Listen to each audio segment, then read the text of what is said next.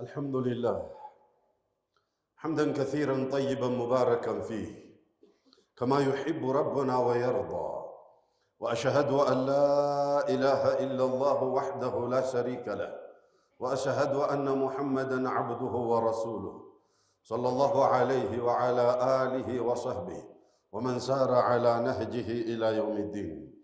أما بعد أيها الأحبة، إسلام አስተምሮ ትኩረት የሚሰጣቸው ነገሮች በብዛት ማህበረሰቡ ዘንዳ ትኩረት ይነሳቸዋል፣ ትኩረት አይሰጣቸውም ብሎ ለሚያስባቸው ነገሮች ልዩ ትኩረት ይሰጣል።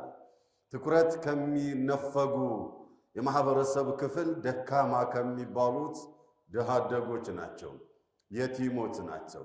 ስለነዚያ ቁርአን ውስጥ አላሁ ሱብሓነሁ ወተዓላ አንድ ጊዜ አይደለም የተናገረው ስለ የቲሞች። በሚገርም መልኩ 23 ቦታ ወይንም 23 ጊዜ በተለያየ አገላለጽ ስልት ስለ የቲሞች አንስቷል አላሁ ጀለ ወዐላ።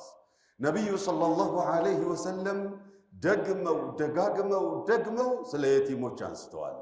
እንዲያውም የቲሞችን እንድንንከባከብ ሲጋብዙ የምናገኘውን ምንዳ ሲነግሩ ጀነት ትገባላችሁ አይደለም ያሉት ነብዩ ሰለላሁ ዐለይሂ ወሰለም። እንግዳውሳ አነ ወካፊሉ ልየቲሚ ከሃተይኒ ፊል ጀና፣ እኔና የቲምን ተንከባካቢ ጀነት ውስጥ እንደዚህ ነን፣ ጥምረት ያኒ የምንገባበት ጎረቤቴ ነው ለኔ ብለው አሉ ነብዩ ሰለላሁ ዐለይሂ ወሰለም ፍጹም በሚያጓጓ መልኩ። ለምንድን ነው ይሄን ያህል ትኩረት የተሰጠው? ነብዩ ሰለላሁ ዐለይሂ ወሰለም ትኩረት ሰጠውት። ነቢዩ ወከዛሊከ ቁርአን ውስጥ ልዩ ትኩረት ተሰጥቶ ሰሃባዎች ልዩ ትኩረት ሰጥተውት ኢብኑ ዑመር ሐሰኑል በስሪ ረሒመሁላህ እንደሚሉት ካነ ላ የእኩሉ አየ ጠዓምን ኢላ መዐል የቲም፣ ከየቲም ጋር ከሆነ በስተቀር ኢብኑ ዑመር ረዲየላሁ ዐንሁ በፍጹም ምግብ አይበሉም ነበር አሉ። አንዴ ምግብ ቀረበላቸው አሉ ሐሰኑል በስሪ ረሒመሁላህ። ምግብ ቀርቦላቸው የቲሙን ሲያፋልጉት የለም፣ ሊጫወት ወር ለሆነ ሐጃ ሄዶ ጠፍቷል። ከዚያ የለም ጠበቁ፣ በሉ፣ እርቧቸው ነበርና። የነሱ ምግብ ደግሞ እንደኛ የሚትረፈረፍ አይደለም፣ ትንሽዬ ናት፣ አለቀች። ያ የቲም ተመልሶ ሲመጣ ለዚህ ለየቲሙ ምግብ አምጡለት፣ ለእንትና ምግብ አምጡለት አሉ ኢብኑ ዑመር ረዲየላሁ ዐንሁማ። እቤት ውስጥ ሲፈለግ ኢብኑ ዑመር የበሉት ነገር የለም። ከዛ ምን መጣላቸው? ትንሽዬ ገብስ ነገር ነበረች፣ እንደ ስንዴ እንደ በሶ ነገር ነበረ። እሱንና ማር አመጡላቸው ለዚያ ለየቲሙ ማለት ነው። ከዚያም አቀረቡለትና ዱነክ ይኸው አጠገብ ላይ ቁጭ ብሏል። ወላሂ ማሁ ቢንት፣ ወላሂ አልተሸወድክም፣ ወላሂ አልከሰርክም። እኔ በላሁትና አንተ የበላኸው እኔ በላሁት የተሻለ እንዳይሆን አንተ የበላኸው የተሻለ ነው ይሆን እያሉ እያሳቁት እንዲበላ አደረጉ። አንድም ቀን ከየቲም ውጪ በልተው አያውቁም። እሳቸው ብቻ አይደሉም፣ ሌሎቹም እንደዛው ነበሩ። فلذلك قتادة رحمه الله رحمة واسعة قال كل اليتيم كأب الرحيم، ليتيم هنا علبه كأب الرحيم لك عند روح أبات، عند نورمال أبات አይደለም ያለው። እንግዲያውሳ እንደ روح أبات ወይንም روح ወላጅ ለልጆቹ እንዴት ነው የሚሆነው? እንደዚህ አሁን ለየቲም ብለው አሉ رحمه الله። ኢዘን እኽዋን የቲም ዙሪያችን ላይ አይጠፋም። ወይ የራሳችን ወይንም የሌላ አካል የቲም ይኖራል።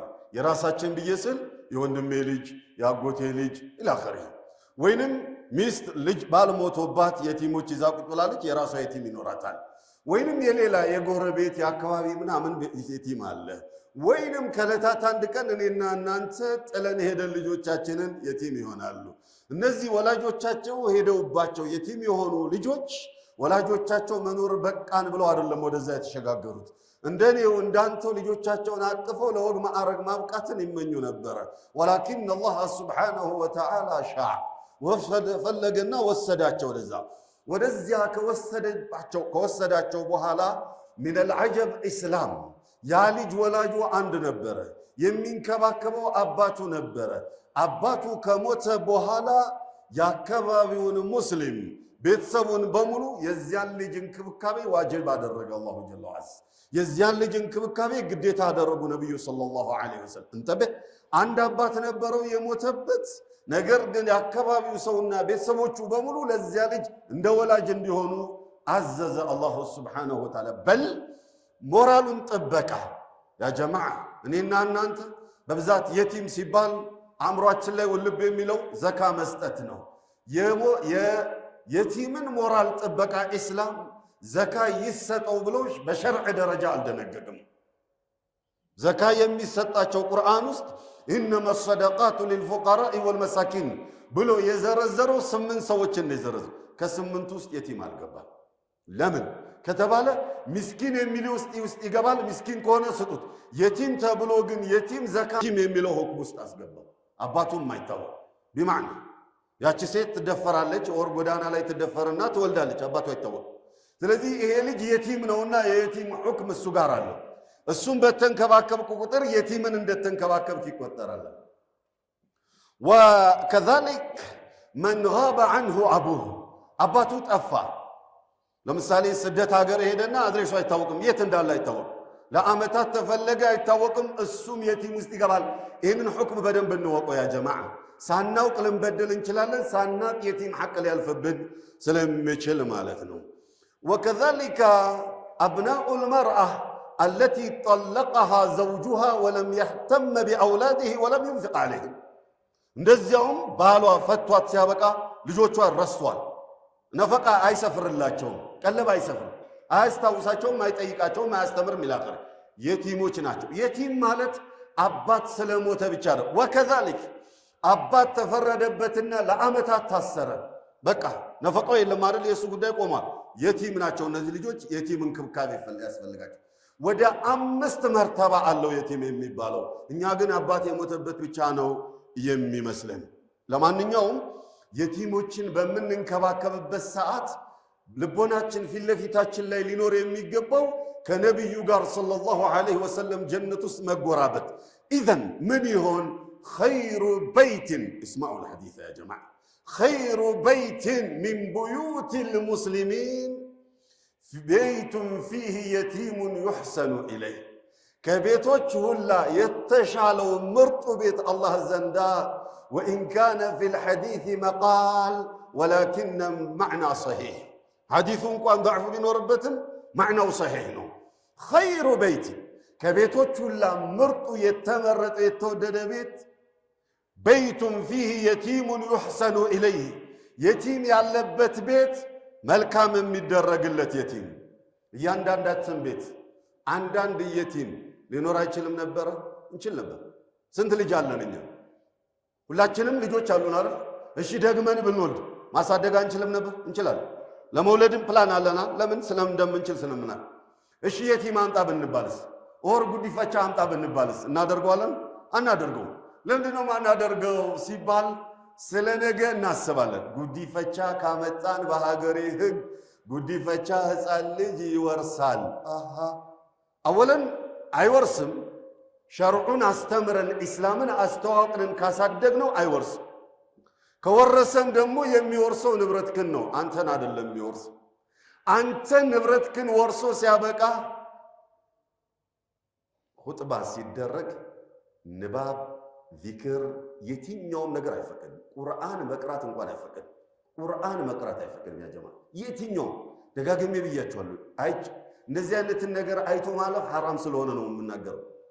ኹጥባ ከተደረገ ንግግር አይፈቀድም። ጎን ለጎን መናገር ጠጋበል እንኳን አይፈቀድም። ምናልባት የሚፈቀደው ለኻዲሞች ብቻ ነው፣ እሱንም ዑዝር ካለ። ከዚህ ውጭ ኹጥባን ልብና ጆሮ ሰጥቶ መስማት ብቻ ነው። ገባንም አልገባንም በሌላ ቋንቋ ቢሆን እንኳን ኹጥባ እንኳን በአማርኛ ሆኖ ማለት ነው።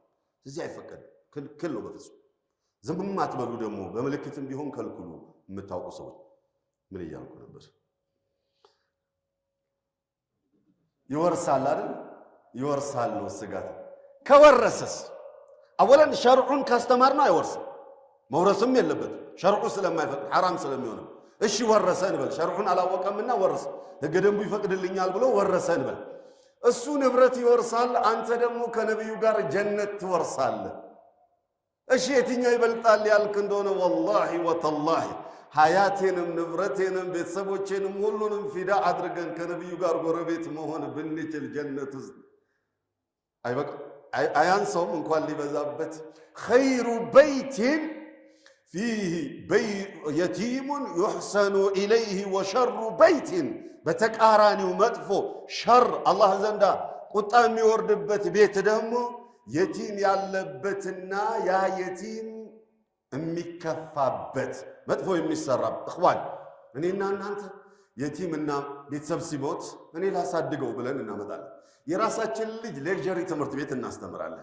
ያ የወንድሜን ልጅ ኦር የእህቴን ልጅ ወይንም ምናምን የቲም ብለን ያመጣነውን አካል ሀታ የአባቴን ልጅ እንኳን የመንግስት ትምህርት ቤት እንኳን ለማስተማር መመላለስ ይፈልጋል። ስለዚህ የማታ እናስተምረዋል።